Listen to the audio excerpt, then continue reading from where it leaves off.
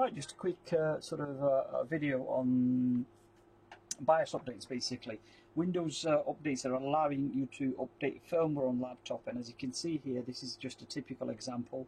This is a Lenovo IdeaPad 330-15. Let's sort of see the model number exactly.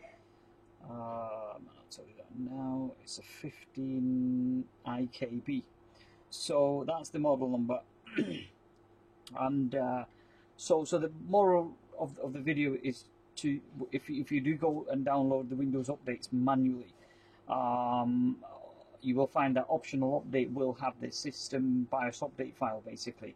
That if you take it and download it, it will go through the update basically as it's doing now. The critical part of it is to remember that the battery needs to be charged.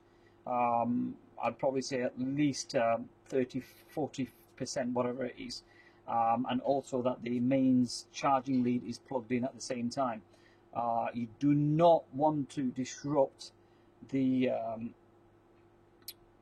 BIOS update process basically by having a dodgy battery or removing the power supply from it basically, so, or even switching off the laptop. Just wait for it.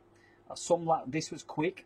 Some laptops like the HP, which I've been flashing for the last couple of weeks, and I've flashed many of them, they tend to take a bit longer than this basically, so do sort of bear in mind about that, and we'll just take it from there. Yeah, this was all working fine, the keyboard was working fine, and I've just been trolled.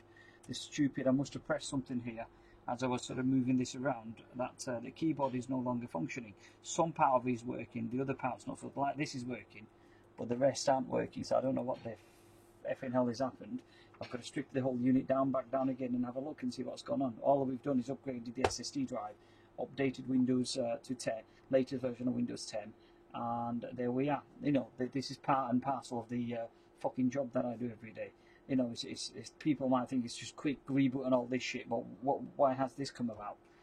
I swear, I've not done anything else other than the fact that I replaced the hard drive, put the whole thing unit back together. The keyboard was working before, and then all of a sudden it stopped working. So I've got to troubleshoot this now. So yeah, but anyway, the point is that just be careful when you're doing the updates, as I've advised. Take care, stay well, and I'll catch up with you in the next video. Bye for now.